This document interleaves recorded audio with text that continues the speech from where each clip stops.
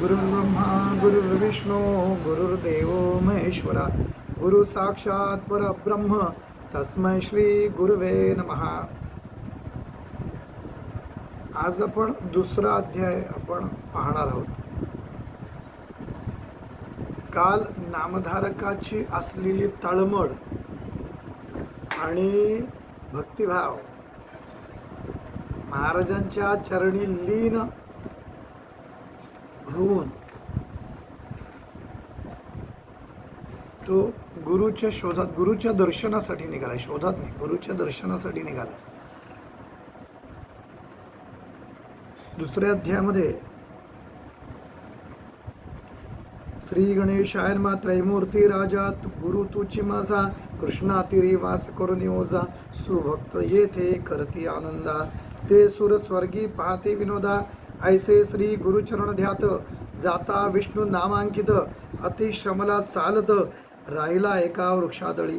आणि गुरूंचे चरण ध्यात, गुरूंचं चरणाचं चिंतन करीत नामधारक हा निघालाय. आणि चालता चालता तो श्रमल्यामुळे, दमल्यामुळे, थकल्यामुळे, भागल्यामुळे तो एका वृक्षास्थळी म्हणजे एका झाडाखाली स्थिरावला, म्हणजे विश्रांतीसाठी थांबला. आणि तिथे त्याला क्षण एक निद्रिस्त मनी श्री गुरु चिंतित, कृपानिधी अनंत दिसे स्वप्नी प्रियेचा. आणि असं करताना त्याला असे झोप लागली एका क्षणामध्ये. आणि मनामध्ये तर गुरुचं चिंतन चालू होतं. आणि त्याला एक स्वप्न पडलं. रूप दिसे सुषुप्तिंत, जटाधारी भस्मांकित, व्याघ्र चर्म परिधानित, पितांबर कासे देखा. त्याने काय पाहिलं की स्वप्नामध्ये जटाधारी आहे, भस्म वगैरे लावलेले, भस्मा चर्चित असं आहे, व्याघ्र चर्म परिधान केलेलं आहे, पितांबर कासे देखा. आणि पितांबर ह्याच्यामध्ये कमरेला बांधलेलं आहे, असं सगळं रूप त्याला दिसलं. येऊन योगेश्वर जवळी, आणि तो योगेश्वर जवळ येऊन भस्म लावले कपाळी, आणि त्याला भस्म लावलं. आश्वासुनी तयावेळी अभय कर देत असे. आणि त्याला स्वप्नामध्ये अभय कर देत देणे म्हणजे काय, अभय दिलं. इतके देखुनी सुषुप्तिंत, चेतन झाला नामांकित. आणि असं पाहताना त्याने स्वप्नामध्ये पाहिलं आणि खडबडून जागा झाला. चारी दिशा अवलोकित, सगळीकडे चहूबाजूने पाहायला लागला. विस्मय करी तयावेळी, आणि त्यावेळेला तो विस्मय करू लागला, आश्चर्य करू लागला. ही एक अवस्था असते की याच्यामध्ये आपल्याला कळत नाही की ते प्रत्यक्ष आहे की स्वप्नात आहे. त्यामुळे इथं स्वप्न जरी म्हटलं तरी सुषुप्ती हा असा शब्द वापरलेला आहे. तर सुषुप्तीमध्ये ह्या गोष्टी घडतात, म्हणून त्यांनी तो शब्द योजलेला आहे. आणि त्यावेळेला तो आश्चर्य करू लागला. मूर्ती देखली सुषुप्तींत, तसेच ध्यात असे म्हणत. आणि जे रूप त्याला स्वप्नात आलं, तर बऱ्याचदा असं होतं की ते रूप आहे ना, ते डोळ्यासमोर हटत नाही. हे माझे अनुभव आहेत की ते हटत नाही बिलकुल. म्हणजे अशी कुठली उदाहरणं सांगे बी की मी तर त्या पुस्तकामध्ये साईबाबांचा एक अनुभव दिलेला आहे. साईबाबा प्रगट झाले आणि जेव्हा भानावर येतो तर कळतच नाही की काय नक्की होतं. तर अशा पद्धतीने ती अवस्था असते. आणि त्या रूपाचं ध्यान करीत, जे सुषुप्तीमध्ये पाहिलं त्याचं ध्यान करीत नामधारक हा निघालेला आहे. पुढे निघाला मार्गक्रमित, प्रत्यक्ष देखे तैसेची. आणि पुढं चालत चालत निघाला. आणि वाटेमध्ये त्याच रूपाची व्यक्ती, तशीच भस्म चर्चित असलेली जटाधारी आणि व्याघ्रचर्म परिधान केलेली व्यक्ती त्याला समोर भेटते. प्रत्यक्ष देखे तैसेची, देखून या योगीशाते, त्या योगीशाला पाहून करिता झाला दंडवते, त्याला नमस्कार केला. कृपा भाके करुणा वक्रे, आणि काय करू लागला, करुणा भाकू लागला तो. आणि माता पिता तू म्हणत असे, आणि त्याला तू म्हणाल की तू माता पिता आहेस. जय जयाजी योगाधीशा, अज्ञान तमन विनाशा, अज्ञानाचा अंधकार नाश करणारा तू ज्योती प्रकाशा, कृपानिधी सिद्ध मुनी. तुझे दर्शन निशेष, गेले माझे दुरित दोष. म्हणे तुझ्या दर्शनानेच माझे दुरित दोष गेलेले आहेत. तू तारका आम्हास म्हणून आलासी स्वामी या, आणि तू तारक आहेस म्हणून तू इथे आलास, माझी वेळ झाली तुझ्याशी असं म्हणते. कृपेने भक्ता लागुनी, येणे झाले कोठुनी, तुमचे नाम कवण मुनी, कवणे स्थानी वास तुम्हा. त्याने विचारलं की तुम्ही कृपाळू म्हणून तुम्ही इथे आलात, पण तुम्ही आलात कुठून, तुमचं नाव काय आणि कुठल्या स्थानी असता तुम्ही. तेव्हा सिद्ध म्हणे आपण योगी. तेव्हा सिद्ध म्हणतो की आम्ही योगी आहोत, हिंदू तीर्थी भूमी स्वर्गी, आम्ही सर्वत्र फिरतो, प्रसिद्ध आमचा गुरु जगी, आणि आमचा गुरु प्रसिद्ध आहे असा गुरु आहे इथे नृसिंह सरस्वती विख्यात. आणि विख्यात असे जे गुरु आहेत ज्यांची महती ही चौराष्ट्रांमध्ये गेलेली आहे, चौ बाजूला पसरलेली आहे, अशा गुरूंचा गुरु नृसिंह सरस्वती हे गुरु माझे आहेत. त्यांचे स्थान गाणगापूर, अमरजा संगम भीमा तीर, त्रैमूर्तीचा अवतार श्री नृसिंह सरस्वती. अर्थ कळला असेल. त्यांचं स्थान गाणगापूर आहे, अमरजा संगमावर. ते त्रिमूर्तीचा अवतार आहेत नृसिंह सरस्वती. भक्त तारावया लागी अवतार, त्रैमूर्ती जगी, सदा ध्याती अभ्यास योगी, भवसागर तरावया. तर भक्त तारावया लागे म्हणजे काय, परित्राणाय साधूनां विनाशाय च दुष्कृतां. हे पहिलं अवतार कार्याचं प्रयोजन आहे. म्हणजे काय, जे साधूजन आहेत त्यांना तारण करण्यासाठी, परित्राणाय साधूनां आणि विनाशाय च दुष्कृतां, आणि दुष्कृत्यांचा नाश करणार, दुष्कृत्य करणाऱ्यांचा नाश करण्यासाठी, या दोन कारणासाठी अवतार होतो. भगवद्गीतेमध्ये सांगितलेलं आहे. आज माझा आवाज थोडा बसलाय त्यामुळे काही उच्चार चुकीचे येतील किंवा अस्पष्ट येतील. तर भक्त तारावया लागी अवतार त्रैमूर्ती जगी, सदा ध्याती अभ्यास योगी, आणि जे अभ्यास योगी निरंतर अभ्यास करणारे, आपली जी साधना जी आहे ती नित्य नियमाने करणारे असे जे आहेत. कशासाठी, तर भवसागर तरावया, भवसागर तरवून जाण्यासाठी या गुरूंना, नृसिंह सरस्वती महाराजांना योगी साधना करतात त्यांची. ऐसा श्री गुरु कृपा सिंधू. आणि श्री गुरु हे कसे कृपा सिंधू, हे विशेषण लावलेलं आहे. ते कृपा सिंधू आहेत. भक्तजना सदा वरदू, आणि भक्तांना साठी सदा वर देणारे असे ते आहेत. अखिल सौख्य श्रियानंदू, देता होय शिष्य वर्गा, आणि लक्ष्मीचा आनंद देणारे, म्हणजे लक्ष्मी देणारे, म्हणजे ज्याला अष्टविध लक्ष्मी जे आहेत त्या सर्व प्राप्त करून देणारे. कोणाला, शिष्य वर्गांना. त्याचे भक्ता कैसे दैन्य, त्याच्या भक्ताला दैन्य नाही. अखंड लक्ष्मी परिपूर्ण, त्याच्याकडे अखंड लक्ष्मी परिपूर्ण राहणारे. धनधान्यादी गोधन, अष्टैश्वर्य नांदते, आणि अष्टऐश्वर्य त्याच्याकडे नांदेल. ऐसे म्हणे सिद्ध मुनी, असं सिद्ध मुनी हे सांगतात. ऐकवी विनवी नामकरणी, ऐकोनी विनवी नामकरणी, आम्ही असतो सदा ध्यानी, तया श्री गुरु यतीचे. नृसिंह सरस्वतींचा महिमा सांगताना सिद्ध म्हणतात की सगळे जे योगी आहेत ते त्यांचं ध्यान लावतात, त्यांची साधना करतात. का तर भवसागर तरावया. आणि त्याचप्रमाणे जे त्यांचे शिष्य आहेत, त्यांचे भक्त आहेत, हां, ज्यांना ते काय करतात, त्यांना अखंड असा आशीर्वाद देतात, त्यांना श्रेयानंदू लक्ष्मीचा आनंद देतात, म्हणजे धनधान्य संपत्ती देतात. आणि त्याचे जे भक्त आहेत त्याला दैन्य नाही, अखंड लक्ष्मी परिपूर्ण, त्याच्याकडे अखंड लक्ष्मी राहणार आहे.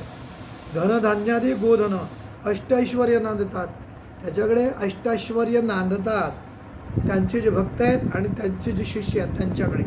असं म्हणताना सिद्धमुनी लगेच, सिद्धमुनींना नामधारक लगेच म्हणतो काय, की असं जेव्हा सिद्धमुनी सांगतात ते ऐकून तो काय म्हणतोय, नामधारक, आम्ही असतो सदा ध्यानी ते या श्री गुरुयतीचे. ऐसी कीर्ती ब्रीद ख्याती सांगत असे सिद्ध यती. आणि सगळं तो सांगतोय ओघाने, की गुरुचं होतं बघा, आपण साधनेमध्ये असतो किंवा आपण ज्या गुरुचं करतो आणि आपलं त्याच्याशी एक नातं वेगळं जुळतं, आपण भरभरून त्याविषयी बोलत असतो. तर ही अवस्था आहे. तर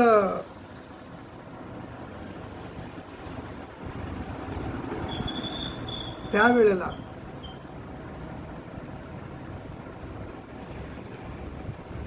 ऐसी कीर्ती ब्रीद ख्याती, म्हणजे अशी त्याची कीर्ती आहे त्या श्रीगुरूंची. तसं सांगत असे सिद्धयती, आणि सिद्धयती त्याला ते सांगतात. त्यावेळेला नामधारक वंशवंशी करतो भक्ती कष्ट आम्हा केवी पाहे. अरे तुम्ही तर असं म्हणता की त्याच्याकडे भक्त जे आहेत, त्याचे जे शिष्य आहेत त्यांना दैन्य नाही, त्याच्याकडे अखंड लक्ष्मी आहे, हां, तर सगळं धनधान्याने परिपूर्ण आहे, असं जर तुम्ही म्हणतात तर वंशवंशी करतो भक्ती. अरे आमच्या घराण्यामध्ये तर पिढ्यानं पिढ्या भक्ती चालू आहे. हां, कष्ट आम्हा केवी पाहे. मग आम्हाला एवढं कष्ट दैन्य दुःख कशासाठी? आम्ही जनरली हेच म्हणत असतो, आम्ही असेच असतो. एखाद्याला जर का बंगला बांधला, एखाद्याने घर बांधलं, एखाद्याची प्रसिद्धी झाली, नाव लौकिक झालं, एखादा श्रीमंत झाला, एखाद्याला यश मिळालं, तर आम्ही लगेच आमच्या मुखातून म्हणतो की अरे देवधर्म करून काय फायदा, म्हण आम्ही एवढं देवाचं करतो तरी आम्हाला काही नाही, आणि हे बघा काहीच नाही तरी ह्यांना म्हणे हे होतं. म्हणजे आपण काय करतो, आपण अशी तुलना करतो किंवा त्याच्यावर जळतो.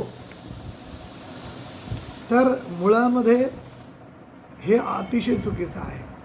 कारण तुम्हाला त्याचं कर्म माहिती नसतं, तुम्हाला तुमची गतकर्म माहिती नसतात, या जन्मातली माहिती असेल तर गतजन्मातली माहिती नसतात. परत आम्ही जी भक्ती करतो ती किती श्रद्धेने आणि अतूट करतो यावर सगळं अवलंबून असतं. मग म्हणे आम्ही वंशवंशी भक्ती करतो तरी आम्हाला हे कष्ट का? मग ते सिद्धाला म्हणतात नामधारक, तू तारकामासी म्हणून माते भेटलासी. तू आम्हाला तारण करणार आहेस आणि म्हणून तुम्हाला आमची भेटी झालेली आहे. संहार करून संशयासी निरोपावे स्वामिया. आणि आमचा संशय निरसन करा. माझी शंका आहे की मग आमच्याच पाठीमागं का, आम्हालाच दैन्य का, आम्ही गुरुभक्ती नाही करत का, मग आम्हालाच का हे? तर संहार करून संशयासी निरोपावे स्वामिया. सांगा सिद्ध म्हणे तये वेळी, सिद्ध त्यावेळेला असं म्हणतात, एक शिष्या स्तवममोळी, आणि एक शिष्या स्तवममोळी म्हणजे जटा मस्तकी धारण करणारा. गुरुकृपा सूक्ष्मस्थूळी भक्तवत्सल बरियसा. म्हणे हे नामधारका बघ, गुरुकृपा ही सूक्ष्म आणि स्थूळ आहे. म्हणून मी त्या हे केलं की त्याची कृपा अशी आहे ना, ती जितकी वरवर दिसते त्याच्यापेक्षा खोल असते. मी हिमनगाचं एक उदाहरण दिलं होतं बघा, की त्यानं फक्त काय केलं, महाराजांनी भाकड म्हैशीला दुभती केली, पण या दुभती करण्यामध्ये महाराजांचं मी त्या माणसाला एक उत्पन्नाचं साधन दिलं, भिक्षा मागून किंवा काहीतरी त्या म्हशीच्या लाद भाड्याने देऊन, म्हणजे त्याची मजुरी त्याने घर चालायचं. ती दुपटी झाल्यामुळे ह्याच्या घरामध्ये अन्नाची वानवा कमी झाली है ना, आणि 4 पैसे येतील दूध विकून. हा सगळा भाग आहे. हे आपल्याला दिसणार आहे, हे दिसणारी कृपा आहे की भाकड म्हशीला, पण भाकड म्हशीला दुप्त करून त्या म्हाताऱ्या झालेल्या, भाकड झाल्या की ज्या वयामध्ये तिनं गोठ्यात बांधून विश्रांती करायचे दिवस आहेत, त्यावेळेला त्याला मजुरीसाठी तो मृत्तिका क्षार माती वगैरे आणण्यासाठी, वाहण्यासाठी, ओझी वाहण्यासाठी, म्हणजे ज्याला रेड्यासारख्या वापर केला जातो त्या म्हशीचा, ते कष्टसुद्धा तिची थांबले कारण ती दुपती झाली. म्हणजे गुरुकृपा अशी आहे की ती सूक्ष्मात सूक्ष्म पण असते आणि ती स्थूळ आहे. आम्हाला वरवर कृपा दिसते तितकीच ती सूक्ष्मसुद्धा असते. ती सूक्ष्म म्हणून पण येते आणि ती स्थूळ आपल्याला दिसते, लगेच लाभ दिसतो, अशी सुद्धा ती असते. आणि आम्ही फक्त काय करतो की आम्हाला हे म्हणजे काहीच आमचं झालं नाही, आम्हाला काही अनुभवच आले नाही, हे नाही, तर असं कधी होत नाही.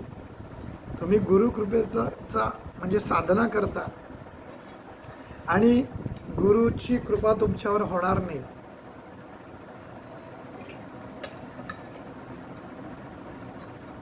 तर असं कधीही होणार नाही. फक्त त्यांचा निर्णय असतो की ते फळ कुठल्या स्वरूपात द्यायचं, ते आता द्यायचं की नंतर द्यायचं, या जन्मात द्यायचं की पुढच्या जन्मात द्यायचं, हे सगळं त्यांच्या हातात आहे.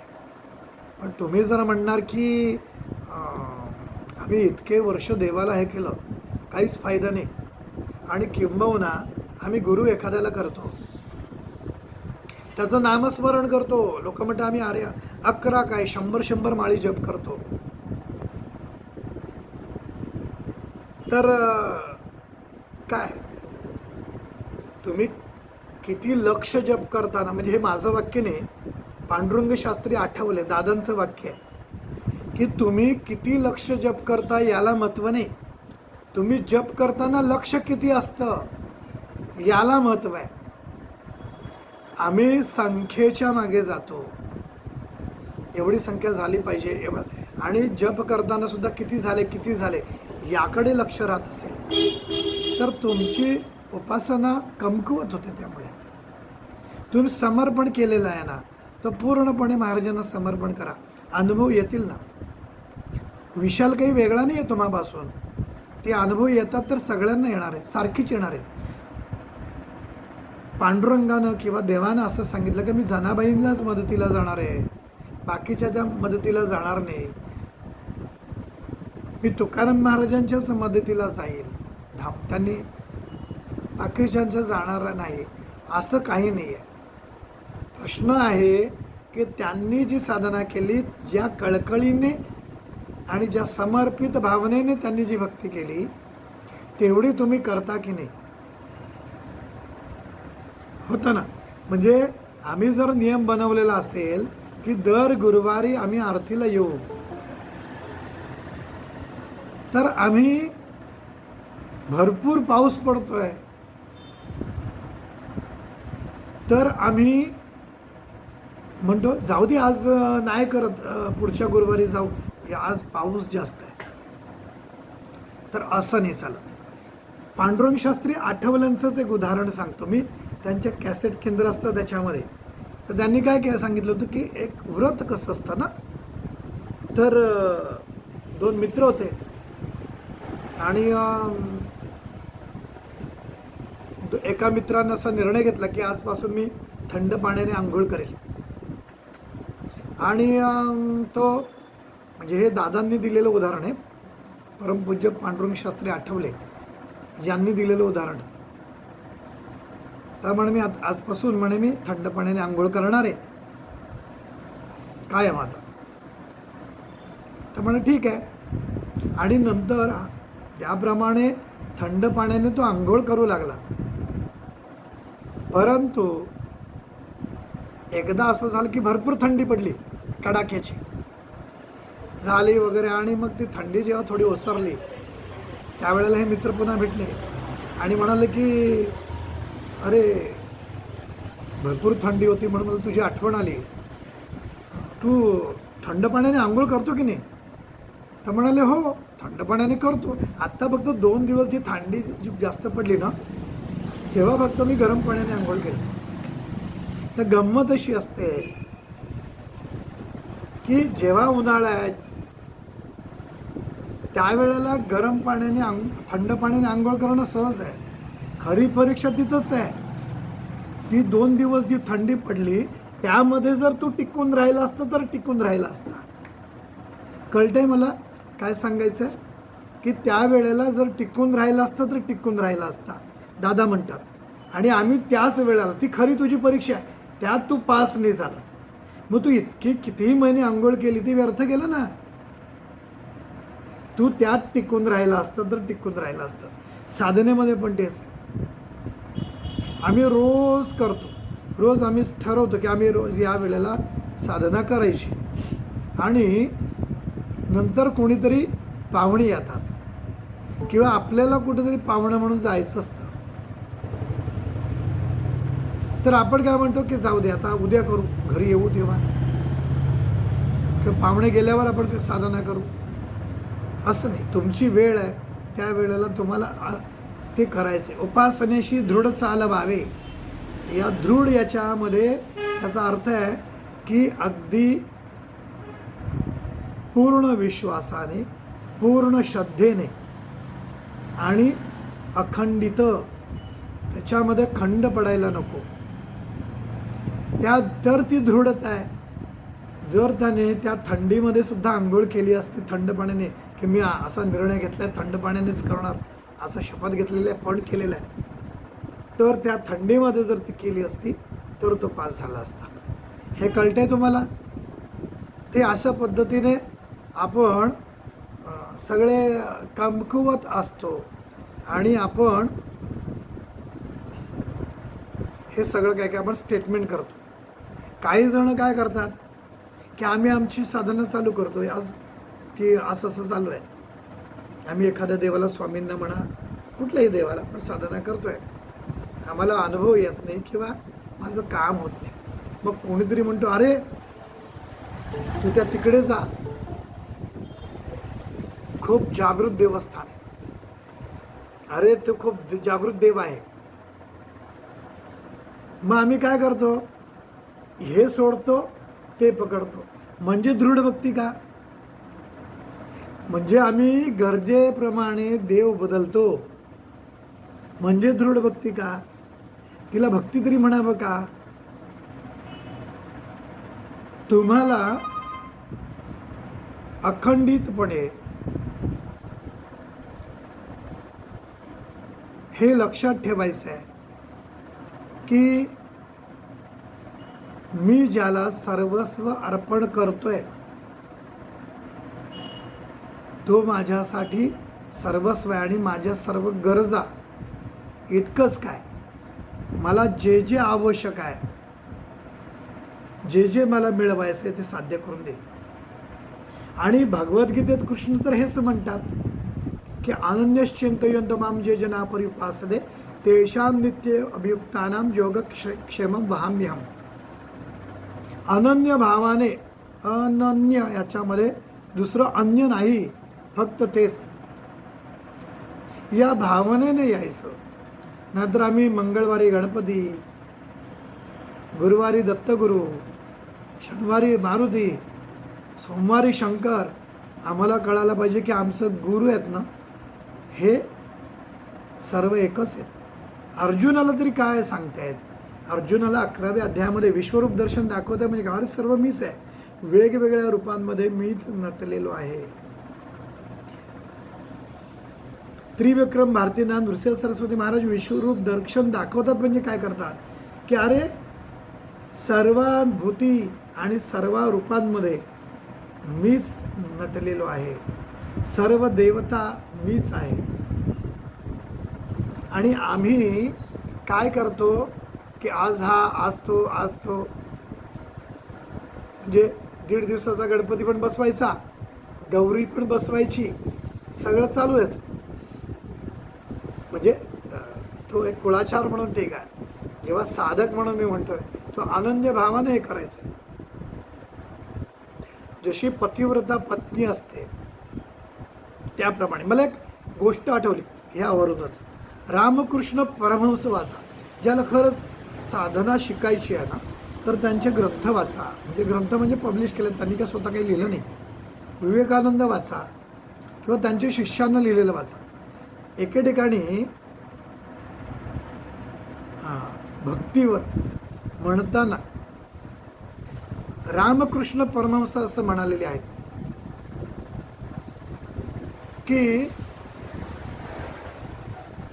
पतिव्रता म्हणजे साधकाचा हा आपल्या दैवतावर, आपल्या गुरुवर किती दृढ विश्वास आणि कसं असायला पाहिजे ती भक्ती, इतकी एकनिष्ठ आणि ते सांगताना ते म्हणतात की पतिव्रता स्त्री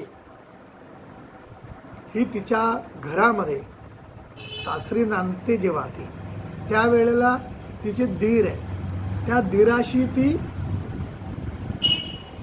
त्यांचा आदर सत्कार करते, त्यांना योग्य तो मान देते, वेळ प्रसंगी त्यांची सेवाही करते, जे चहा आणून द्या, हे द्या वगैरे सगळं. घरामध्ये नणंद नसेल तर नंडेला नंडेचा मान देते, त्याप्रमाणे तिच्याशी व्यवहार करते. सासू असेल तर सासूला सासूच्या प्रमाणे दर्जा देऊन तसा मान सन्मान आदर ती देते. सासरे असतील तर सासऱ्यांना योग्य तो आदर सन्मान, त्यांचा मान आणि त्यांची सेवा करते. पण झोपताना मात्र ती तिच्या नवऱ्याजवळच झोपते. रामकृष्ण परमहंसांनी लिहिले, ते सांगितलंय. म्हणजे झोपताना मात्र ती नवऱ्याकडेच झोपते. त्याप्रमाणे आपण इतर दैवतांचा, इतर गुरूंचा सन्मान ठेवावा, भक्तिभाव ठेवावा. पण आपले गुरु आणि आपलं दैवत हे आपलं आहे. नाहीतर मग मी म्हणालो त्याप्रमाणे काही महिने संतोषी माता, काही महिने साई बाबा, काही महिने तर असं साधकामध्ये साधकाने करू नये. आपलं दैवत आपलं आहे ना. म्हणजे पतिव्रता स्त्री असेल तर समोरचा पुरुष कितीही सुंदर असला तरी ती आपल्या पती तो आपलाच मानते ना, त्याच्यावर ती भाळत नाही. आणि ह्याला रामकृष्ण परमहंस व्यभिचारी भक्ती म्हणतात. हे जे असे आज यासला आज त्याला त्याला त्याला त्याला करत राहतात, त्याला व्यभिचारी भक्ती असं त्यांनी सांगितलेलं आहे. आणि आपण हे करतोय का बघा, हे अनुभव आपल्याला काय येत नाही, कुठं चुकतंय. तर हे चुकत असेल आपलं तर ते थांबवा. म्हणजे मी जर स्वामी समर्थांचं करतो तर मी मारुतीच्या मंदिरात जायचं नाही का? जायला पाहिजे. पतिव्रता स्त्री आहे म्हणून फक्त नवऱ्याचीच कामं करणार आणि बाकीच्यांचं करणार नाही का? सगळ्यांची सेवा. वेळ आली तर सासऱ्याचं पण धोतर धुवावं लागेल, करावं लागेल, ते तुमचं कर्म आहे. म्हणून ते वेगवेगळ्या त्या पद्धतीने आदर सत्कार तुम्हाला सगळा मानपान द्यावा लागेल. पण आपलं दैवत आपलं आहे, ज्याला आपण सर्वस्व मानतो. तर हे लक्षात घेणं गरजेचं आहे. आपण चिंतन करा की आपल्याकडून काय चुकतंय. गुरुकृपा होय जासी दैन कैसे कैसे त्याचे त्यासी समस्त देव त्याचे वंशी कळी काळासी जिंके नर. आणि ज्याला गुरुकृपा होईल तो कळी काळाला सुद्धा जिंकेल. ह्या सगळ्या गोष्टी लक्षात घ्या. तुम्हाला माहिती असेल माझे 3 रिपोर्ट्स हार्ट अटॅकचे आहेत. माहिती आहे तुम्हाला? कल्याणीला माहिती असेल. मला कल्याणी समोर दिसते. मला हॉस्पिटलला नेलं होतं वगैरे सगळं, आणि समोर रिपोर्ट्स बदलले. किंवा तुम्हाला माहिती असेल की कोरोनामध्ये शिल्पा डांगे यांना नित्यानंद बाबा म्हणाले, जसं मलाच कळलं इकडे ध्यानामध्ये सांगितलं गेलं की कोरोना होणार आहे, त्याप्रमाणे शिल्पा डांगेंना नित्यानंद बाबा म्हणाले की विशालला कोरोना होणार आहे, पण त्याला सांग की तू घाबरू नकोस, अजून तुला बरंच कार्य करायचं आहे आणि मंडूर भस्म घ्यायला लाग, असं ते म्हणाले. आणि ते चालू होतं. आणि आकांक्षा माने, डॉक्टर आकांक्षा माने हिनंच ते औषध आणून दिलं होतं. ह्याला त्यावेळेला जे कोणी आपल्या मठाशी जोडलेले असतील त्यांना ही गोष्ट माहिती असेल. तर ह्या सगळ्या गोष्टी घडतात. कळी काळाशी सुद्धा आपण जिंकू शकतो, असं म्हणजे कळी काळाशी जिंकेणार गुरुची कृपा इतकी अशी आहे की तो कळी काळाला सुद्धा जिंकतो. ऐसी वस्तू पूजने, आणि उपासनेमध्ये अशी अनमोल वस्तू, अशी गोष्ट तुमच्याकडे आहे. आणि दैन्यवृत्ती सांगशीच आणि असं पटापट आमच्याकडे दैन्य आहे, आमचं असं आहे तसं आहे, एवढं करून काय फायदा नाही, आपण जसं म्हणतो तसं ते म्हणतात. दैन दिसे कैसे त्यासी, समस्त देव त्याचे वंशी, कळी काळासी जिंकेनर, ऐसी वस्तू पूजनी, दैन्यवृत्ती सांगशीच अरे नसे तुझे निश्चय म्हणी, म्हणून कष्ट भोगितोसी. सिद्ध त्याला म्हणतात, अरे तुझ्याकडे दृढता नाही आहे बिलकुल, आणि म्हणून असं तू म्हणतोस. तुमच्याकडे तेवढी एकनिष्ठता, तेवढं समर्पण, तेवढं अनन्य भाव हा तुझ्याकडे नाही आहे, आणि म्हणून तू असं बोलतोस. असं ते म्हणतात. आणि त्रैमूर्ती श्री गुरु म्हणून जाणजे निर्धारू, देऊ शकेल अखिल वरू, एक भावे भसावे. बघा काय म्हणाले, त्रैमूर्ती श्री गुरु नृसिंह सरस्वती महाराज हे त्रैमूर्ती दत्त महाराजांचा अवतार, ब्रह्मा विष्णूचा अवतार आहेत. आणि म्हणून जाणजे निर्धारू, निर्धार करून पक्क करून काय करायचंय, देऊ शकेल अखिल वरू, सर्व तुम्हाला जे हवंय ते देईल. एक भावे भजावे, आमचा एक भाव असला पाहिजे, आमचा दुसरा भाव नसावा. आमचा भाव बदलत राहतो. आम्हाला संकट आलं की आम्ही देवावर शंका घ्यायला लागतो, तू आहेस कुठे, दिसते की नाही तुला, असं म्हणतो. तर हे लक्षात घेणं गरजेचं आहे. आणि गुरुचं सामर्थ्य काय, तर एखादे समय श्रीहरी अथवा कोपे त्रिपुरारी, म्हणजे अगदी विष्णू किंवा शंकर जरी कोपले, रक्षील श्रीगुरु निर्धारी भक्त आपुले भक्तजनांचे. अरे शंकर आणि विष्णू जरी कोपले ना, त्या भक्ताचं रक्षण करण्यासाठी परमेश्वर म्हणजे गुरु त्याला सांभाळतात, रक्षण करतात. आपण कोपे एखादे असे, आणि जर गुरु कोपले कोणावर, तर रक्षू न सखे व्योमकेशी, त्याला अथवा विष्णू परी असी रक्षू न शके अवधारी. आणि जर गुरुचा कोप झाला तर त्याला विष्णू आणि शंकर सुद्धा वाचवू शकत नाहीत. एवढं गुरुचं महात्म्य. जर तुम्ही स्वामी समर्थांना गुरु मानता, गुरुस्थानी म्हणता, तर एकभावाने तुम्ही ती साधना दिलेली करा. हे गुरुचरित्र सांगतं आपल्याला. ऐसे एकूणी नामकरणी, असं एकूण नामधारक म्हणाला, नामकरणी लागे सिद्धाची आचरणी, आणि तो चरणाशी लागतो, विनवू लागतो. विनवी तसे कर जोडून, हात जोडून विनवू लागतो. भक्तिभावे करून या. भक्तिभावाने तो विनवू लागतो. स्वामी ऐसा निरोप देती, संदेह होता माझे चित्ती, गुरु केवी झाले त्रिमूर्ती, ब्रह्मा विष्णू महेश्वर. ब्रह्मा विष्णू महेश्वर गुरु कसे काय झाले? आणि तुम्ही निरोपिली, तुम्ही सांगितलं विष्णू रुद्र जरी कोपती, म्हणजे विष्णू आणि शंकराचा जरी कोप झाला, राखू शके गुरु निश्चिती, आणि गुरु त्याचं रक्षण करतात. आणि गुरु कोपलिया न रक्षी कोणी, आणि गुरुचा कोप झाला तर मात्र कोणीही रक्षू शकत नाही. हा बोल असे कवणाचा, हे कोणी सांगितलं? कवणशास्त्र पुराणीचा. कुठल्या पुराणामध्ये सांगितलंय?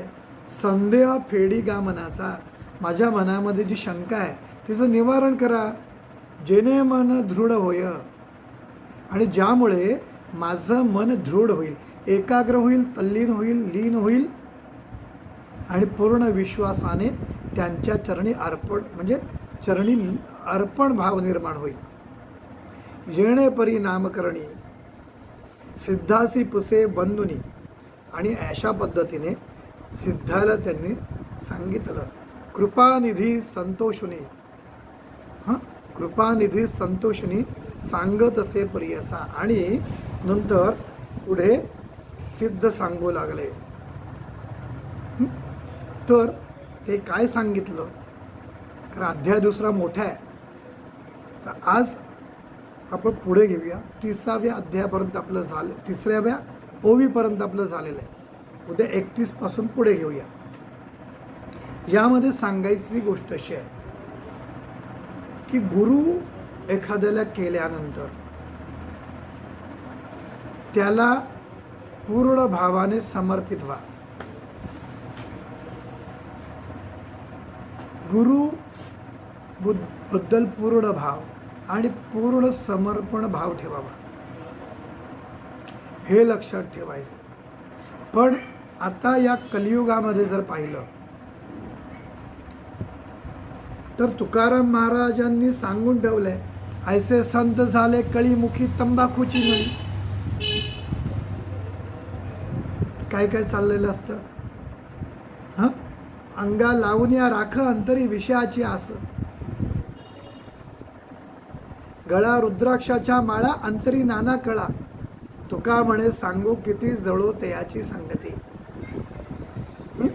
तर त्यामुळे असं सगळं घडतं. आणि त्यामुळे एक लक्षात ठेवा, पाणी पिना छान के और गुरु करना जान के. पुन्हा म्हणतोय, मी एखादी गोष्ट सांगितली, विशालदादांनी सांगितली म्हणूनही ती मान्य करा असा माझा अट्टाच नाही. त्यासाठी तुम्हाला ती पटतंय का? तुमच्या बुद्धीवरती घासून पहा. त्याचप्रमाणे त्याचे संदर्भ शोधा, 4 जणांना विचारा वाटल्यास, आणि निर्णय घ्या. हे लक्षात घ्या. पण एकदा गुरुला समर्पित झाल्यानंतर मात्र त्याविषयी शंका घ्यायला नको. पूर्ण विश्वासाने तुम्हाला समर्पित भावानंच हे करावं लागेल,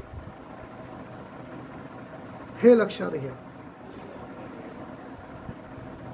तर यामध्ये गुरुचं सामर्थ्य काय हे लक्षात येतं. कळी काळाशी जिंकी नर, कळी काळाला सुद्धा जिंकण्याचं सामर्थ्य तुमच्यात येतं असं म्हटलेलं आहे. पण ते सामर्थ्य केव्हा येतं? तर तुम्ही किती समर्पित आहात ह्यानं ते येतं. आज आपण इथंच थांबतो.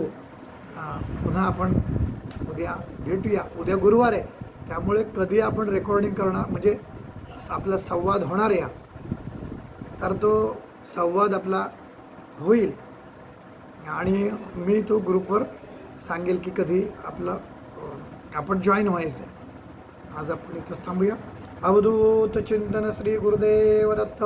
श्री स्वामी समर्थ महाराज की जय. कुणाला काही सांगायचं असेल, बोलायचं असेल किंवा एखादा प्रश्न करायचा